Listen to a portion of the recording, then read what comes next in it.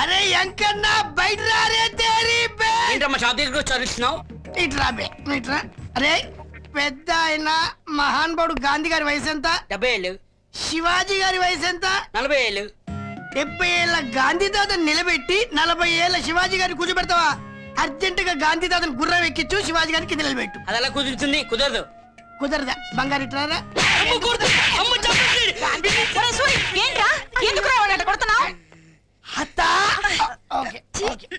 పెద్దదానివి నువ్వు చెప్పు. పెద్ద మనిషి మహానుభావుడు ఏజ్డ్ పర్సన్ గాంధీ తాతను నిలబెట్టి యంగ్ బాయ్ శివాజీ గారిని కూర్చోబెట్టొచ్చా? నువ్వే న్యాయం చెప్పు. రారా. ఏమో లేరా, నీకు తెలిసినంత న్యాయం మాకు తెలియదుగా. మరి వాడిని వదిలిపెట్టరా.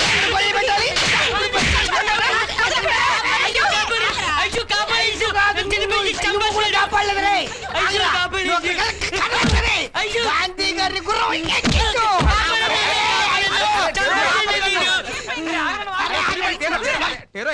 ఆయన వదిలిపెట్టింది, ఆయన చంపేస్తా నేను. శివాజీ గారిని గుర్రం మీద కూర్చోబెట్టి గాంధీ తాతను నిలబెట్టి అరే హిందీ ఓటానా క్యాతో శివాజీకు కూర్చోబెడతా గాంధీ తాతకు నిలబెడతా.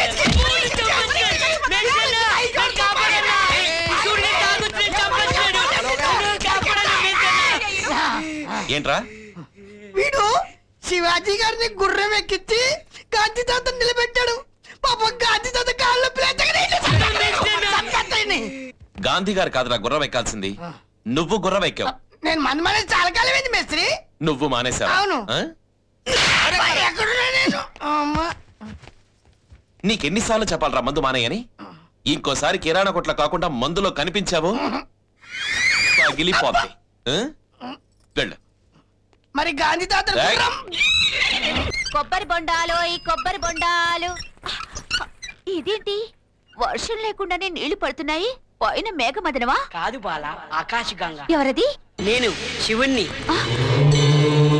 మీరు దేవుడు కదా, ఇక్కడెలా ఉన్నారు? నేను ఉండని ప్లేస్ లేదు బాల. సిమెంట్ బొమ్మలోనో, వెదురు బొంగులోనో, బరియల్ గ్రౌండ్ లోనో, క్రికెట్ గ్రౌండ్ లోనో ఎక్కడైనా ఉంటాను. మీతో మాట్లాడడం నిజంగా నా అదృష్టం స్వామి. ఆ అదృష్టం గురించే చెప్పడానికి వచ్చాను.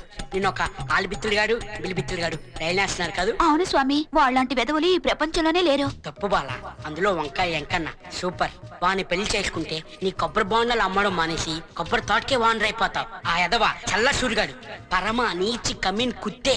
నా మాట విని నీ మనసు మ్యాటర్ ఆ ఎంకన్న గడిగిచ్చాయి. అలాగే స్వామి. నా కోట్లో బెల్లం ముక్క జీలకర్ర రెడీ. ఎప్పుడు పెట్టించుకుంటావు నెత్తి మీద? నువ్వు దిల్వాలే దుల్హనియా లే జాయేంగే అనుకున్నాను. నీచ్ కమీన్ కుత్తే అంట. నాకు మాత్రమే తెలిసి నీ నిజం. నీకెవరు చెప్పారు? శివుడు. శివుడా? ఏది మన మేకల శివుడా లేకుంటే పేకల శివుడా? చిచి, మన వెంకన్న బొమ్మల కొలువులో వెలసిన శివుడు నా దగ్గరకు వచ్చి చెప్పాడు నువ్వు ఒట్టి వెదవని. ఆ వెంకన్నని చేసుకుంటే ఈ కొబ్బరి తోటలన్నిటికీ నేనే ఓనర్ అవుతానంట. వాణ్ణి చేసుకోమన్నాడు. ఈ ముక్క శివుడు నీతో చెప్పాడా? అమర్నాథ్ లో మంచు లింగంలో ఇక్కడ కూడా కొత్త శివుడు వెలిచాడనమాట. అయితే నేను కూడా దర్శనం చేసుకోవాలి. ఒక్క నిమిషం ఇక్కడే ఉండి ఇప్పుడే వస్తాను. ఎందుకు? శివుడికి పూజ చేసుకోవాలి కదా, పూజ సామాన్ తీసుకొని వస్తా ఉండు. ఓం నమః శివాయ, ఓం నమః శివాయ. వారా శివుడివి, నీకిస్తా బిస్కెట్. ఏదో వచ్చాడేంటి? శివుడు ఎంత సజీవంగా ఉన్నాడో. ఇలాంటి శివుడిని చూడటం ఇదే ఫస్ట్ టైం. నేను కాయ కొడతా. ఏం కాయ? కొబ్బరికాయమ్మా. అలాగే. ఓం నమః శివాయ. అమ్మయ్యా, కొబ్బరికాయ కొట్టేశాం. ఇప్పుడు హారతి కర్పూరం వెలిగించామనుకో సుర్రు సుర్రు అంటది. సుర్రు సుర్రు ఏంటి? శిలాపలకం కదా, కాలితే అలాగే సౌండ్ వస్తుంది. పెడితే ఎట్లుంటుంది? ఇక్కడ పెట్టిన ఇది కరెక్ట్ ప్లేస్. ఓం నమః శివాయ. స్వామి నువ్వు మొక్కు. సరిపోలేదు నీకు డోసు. లాభం లేదు రే, ఇంకొద్ది పెంచుతారా డోసు ఇప్పుడు. పత్ర అది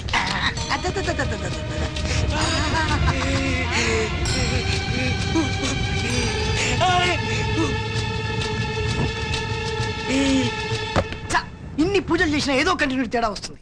ఏంటబ్బా? గుర్తొచ్చింది. నాగరాజా తండ్రి నాగరాజా పాము రాజా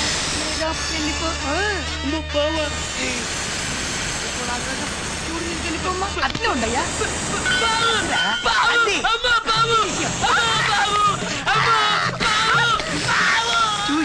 డమ్మీ శివుణ్ణి. ఇదిగా కొబ్బరి బొండాలు అమ్మేదానివి, ఏది కాయో ఏది పుచ్చో తెలియకర్లా అదే నన్ను నమ్ముకున్నావు అనుకో. తక్కెల్లో ప్లేట్లా పైకి కిందికి పైకి కిందికి పైకి కిందికి ఊగుతూ హ్యాపీగా.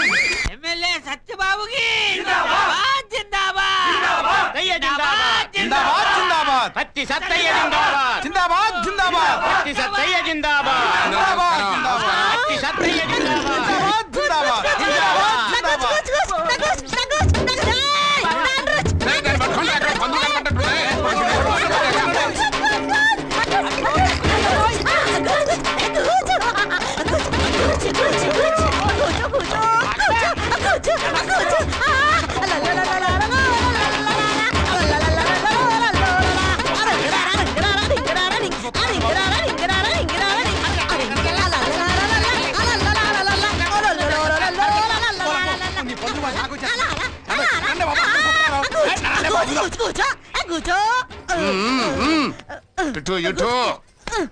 పంది పెంట అచ్చమ్మా, ఇప్పుడు నువ్వు మంత్రివే. పందులు కనపడ్డప్పుడల్లా గోచి బిగించి ఆ గూచి గూచి కూర్చొని ఎగబడ్డావు అనుకో, జనం మమ్మల్ని గోచి ఇప్పి ఆ తూచు తూచని ఉమ్మేస్తారు.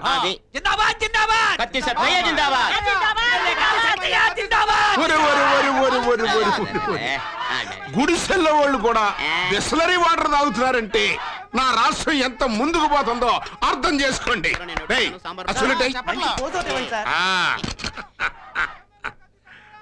రా నాన్న రా, అమితాబ్ బచ్చన్ రా. ఫోటోలు అందరూ బాగా తీయండి, టీవీలు బాగా కవర్ చేయండి. ఎమ్మెల్యే గారు ఫోటోలకు పోజులు ఇచ్చి అలసిపోయినట్టున్నారు, ఈ మినరల్ వాటర్ తాగండి. ఎందుకంటే ఆనందం ఇంకేం కావాలి.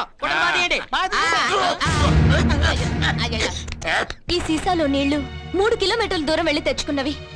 కుక్కలు కూడా తాగని ఈ నీళ్లు ఇక్కడ జనం అంతా తాగుతున్నారు. నా కూతురు చెప్పింది నిజమే బాబు, ఈ నీళ్లు మందులో కలుపుకుంటే కిక్క కట్టలేదు. మా పక్కనున్న స్థలం ఆ విదేశీ కంపెనీ వాళ్ళకిచ్చి మా పొట్ట మీద కాదు గొంతు మీద కొట్టారు. బోర్లు వేసి మొత్తం ఏరియా నీళ్లంతా లాగేస్తున్నారు. మాకున్న ఒక్క బావిలోనూ చుక్క నీరు లేదు.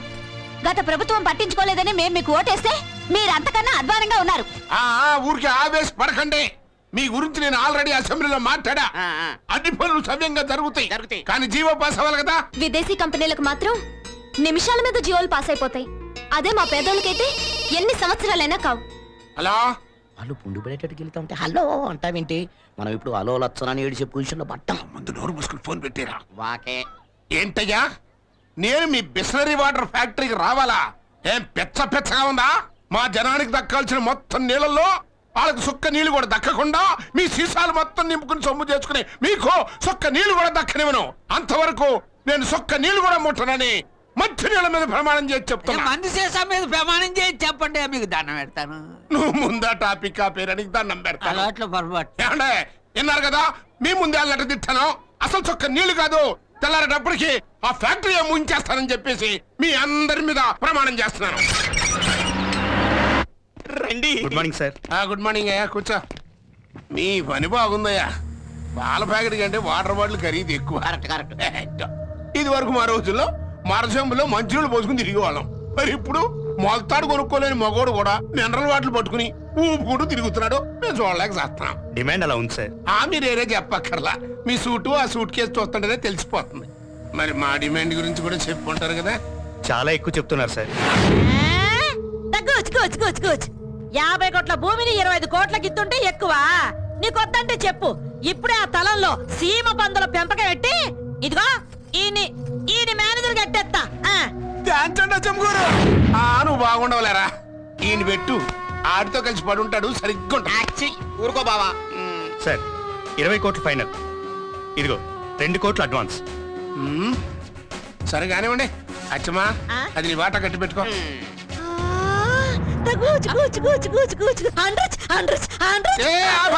అలా భయపెట్టుకోక, అడ్వాన్స్ లెటర్ వెళ్ళిపోద్ది. కాలనీ ఖాళీ చేయించిన తర్వాత మిగిలిన డబ్బు తీసుకొచ్చి ఇవ్వాలి, అప్పుడే భూమి పూజ. Okay sir. రే బామర్దే, అలా ఖాళీ చేయించే బాధ్యత నీదిరా. రాజా ఒరే మరడి, మేం ఫ్యాక్టరీ మూయించేస్తాం, మీకు నీళ్ళు వచ్చేస్తాయి. మరి మీ ఇళ్ళ మాట ఏంటి? ఉన్నాయి కదా బాబు. చిచ్చి, కోళ్ళ కూడా అంత లేవు అవి ఇండ్ల. ఓ పని చెయ్యి, వాటిని నువ్వే తగలెట్టి ఫ్యాక్టరీ కూడా తగలెట్టేశాడని అసెంబ్లీలో మా బావ అచ్చమ్మ ఇద్దరు మాట్లాడి మీకు పక్కా ఇల్లు వచ్చినట్టు చేస్తారు. నా చెవిలో చికెన్ ముక్కలు పెడుతున్నారా బాబు? కాదురా, మీ జీవితాలకు మంచి బ్రేక్ ఇద్దామని. ఇదిగో మీ ఇండ్ల కోసం మేమంతా ధర్నాలు చేస్తాం, అసెంబ్లీలో మైకులు ఎరగొడతాం. దాంతో మా బావకు పేరు, మీ అందరికి పక్కా ఇల్లు. ఏంటి? కరెక్ట్ అన్నమాటే మీ జీవితాలకి బంగారపు బాట. అది నమ్మమంటారా బాబు? మీ మేడ ముందు పెద్ద కారు, నువ్వు పారన పైపు నోట్లో పెట్టుకొని దొరబాబుల యమ స్టైల్ గా మేడ మెట్లు దిగుతూ హాయ్ అయ్యా. అల్లుడు పోయారమ్మా, బయట రెడీగా ఉన్నారు. తెలిసింది బాబు, తెలిసింది. ఆ కాలైన గుడిసెల బూడిదలో నుంచి మా వాళ్ళందరికీ మేడలు ములుస్తాయి. ఇంకా ఆలస్యం చేయండి బాబు, అగిట్టేస్తానంతే. అదే మాట, అదే ఊపు.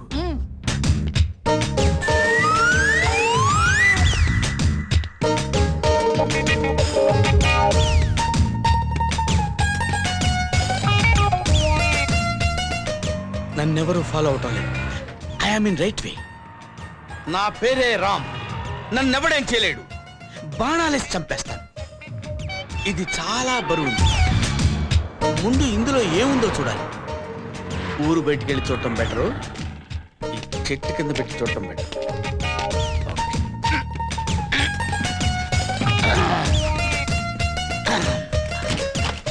ఓం నమో నారాయణ, ఓం నమో నారాయణ, ఓం నమో.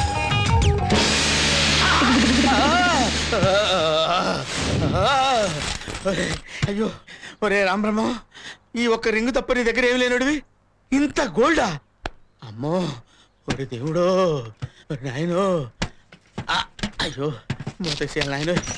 అమ్మా,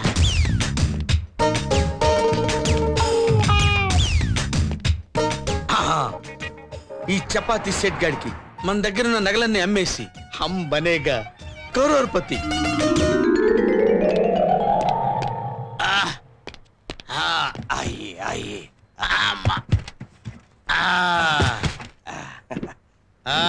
బోలే సాబ్. సేట్ చమన్ లాల్, అందులో ఉన్న నగలు చూసి డబ్బులు ఎంత వస్తాయో చెప్పు. జీ సాబ్. కళ్ళు తిరిగాయా?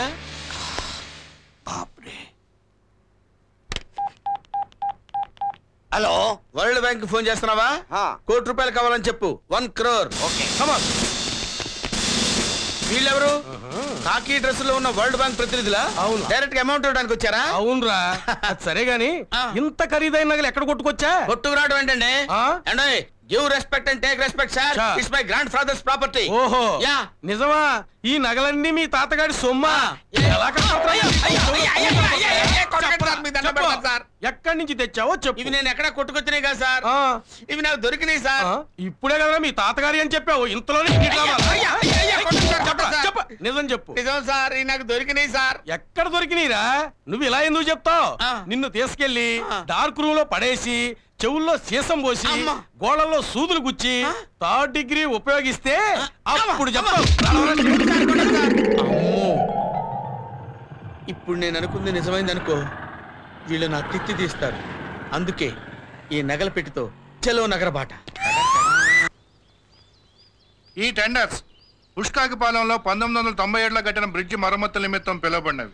ప్రభుత్వం వారి ఎస్టిమేషన్ ప్రకారం 3 కోట్లు. టెండర్స్ ఎంత వచ్చాయో చూడండి. పూలపాలెం పున్నారావు 4 కోట్లు, జూపుడి గంగాధరం 4,50,00,000, కంచర్ల విష్ణువర్ధన్ రావు 4,75,20,101, సిహెచ్ బలరాం 2,90,00,000.